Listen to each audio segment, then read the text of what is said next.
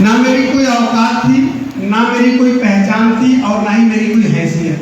IMC के पहले बहुत ठोकर खाने के बाद फिर मैं इस प्रयागराज में आया 2012 में, 2011 के लास्ट में मैं इस प्रयागराज में आया और मैंने अपने जीवन की शुरुआत इलाहाबाद में प्रयागराज में किया है और वो प्राइवेट नौकरी। मैं प्राइवेट जॉब करता था आईएमसी से पहले, आईएमसी में आने से पहले, जहां मैं 30 दिन काम करता था। कितने दिन? 30 दिन में काम करता था। महीने के 14 से 15 घंटे में काम करता था। रोज के 14 से 15 घंटे काम करता था। महीने के 30 दिन में काम करता था। मेरे हाथ में 8,000 रुपये सैलरी लगती है। वो 8,000 रुपये लेकर के मैं अपने घर आता था। उस समय मेरे परिवार में मेरी एक पत्नी, यहाँ हंस रही,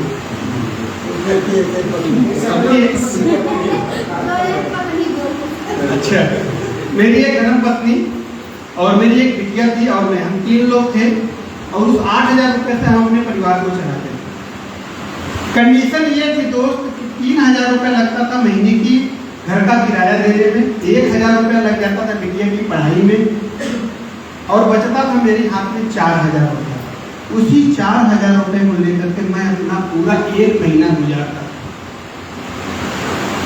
1 महीने 4,000, वो 4,000 से मैं पूरा अपना महीना गुजारता था। ये मेरी लाइफ।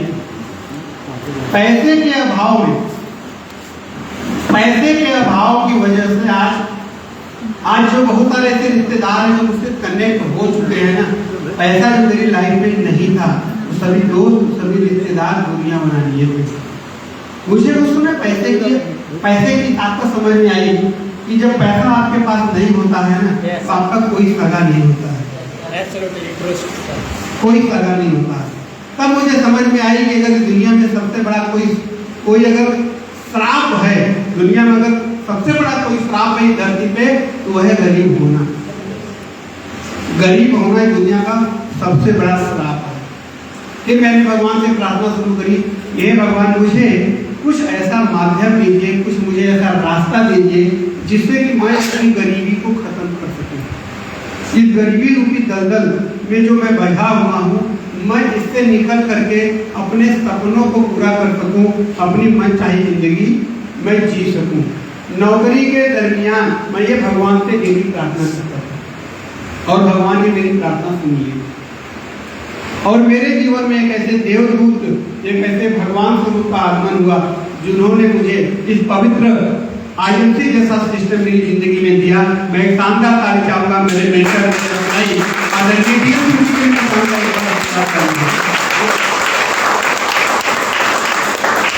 एक भगवान का भेजा हुआ स्वरूप बनकर के मेरी जिंदगी में डीएम सर आए और उन्होंने मुझे आईएमसी बिजनेस के बारे में बताया।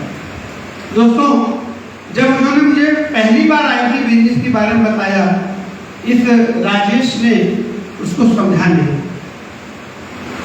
पहली बार में न समझने का रीजन क्या था, मैं आपको इसको शेयर कर चाहता हूँ।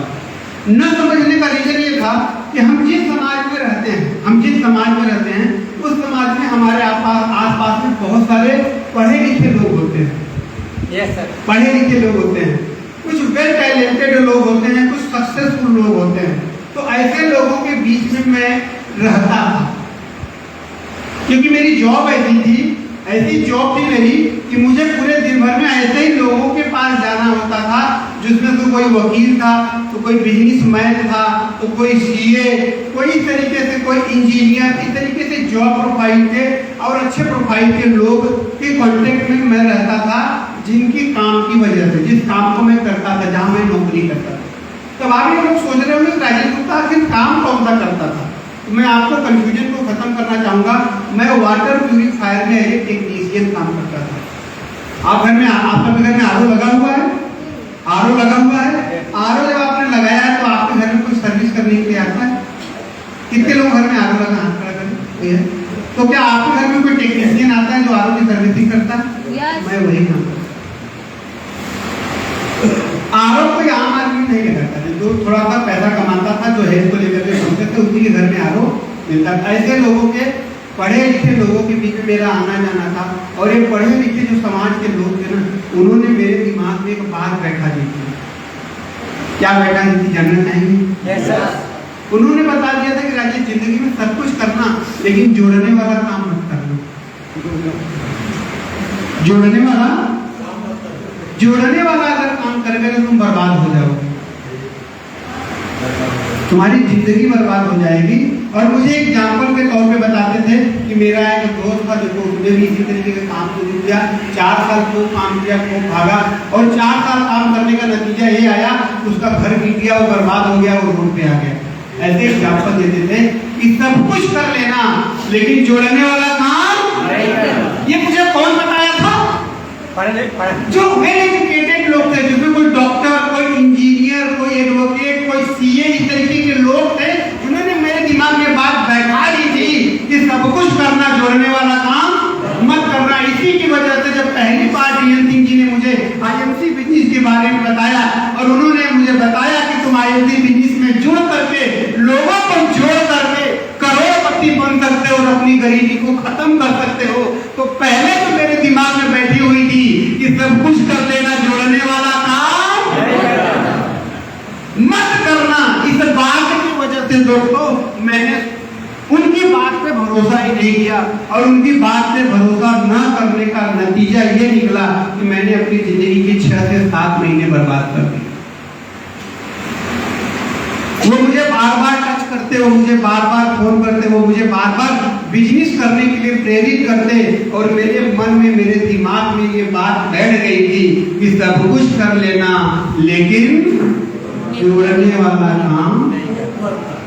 तो मैं उनसे भाग रहा था और वो मुझे बार बार संजोग की बात है कि एक ऐसी घटना प्रयागराज में घटी।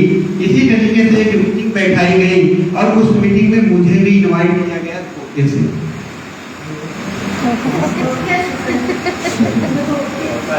संडे का दिन था, मेरी आने की इच्छा नहीं थी। मेरे पास पहले कीबोर्ड वाला सैमसंग का जो आता है ना, कीबोर्ड वाला, उसमें मेरे पास फोन था। मेरे पास सर का फोन आता है, बोलते हैं राजेश जी कहाँ हैं? हमने कहा सर घर पे हैं। बोले क्या कर रहे हैं? मैं बोला सर आज संडे कुछ नहीं कर रहा हूँ, तो काम करिए, आज मीटिंग है, चले आइए। बोले सर मैं नहीं आ पाऊंगा। बोले तुम्हें तुम्हारी बीवी और बच्चों की सौगंध है, आना पड़ेगा।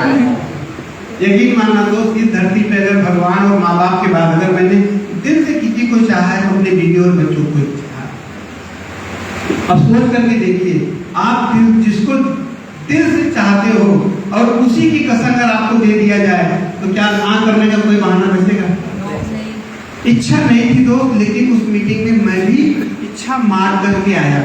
हो सकता है आज ऐसे बहुत सारे लोग आज इस मीटिंग में आए होंगे जिनकी खुद की इच्छा नहीं होगी, लेकिन किसी न किसी के दबाव की वजह से, प्रेशर की वजह से आ गए होंगे, गलती से आ गए होंगे कि चलो यार अगर नहीं जाएंगे दोस्त नाराज हो जाएगा, है ना। बार बार आईएमसी करता है, चलो आज आईएमसी की ऐसी बैंड बजा देते हैं कि ये भी आईएमसी छोड़ देगा, हम लोग अभी आईएमसी के बारे में कहेगा नहीं। बहुत सारे लोग धक्का मार करके इस सिस्टम के अंदर आते हैं।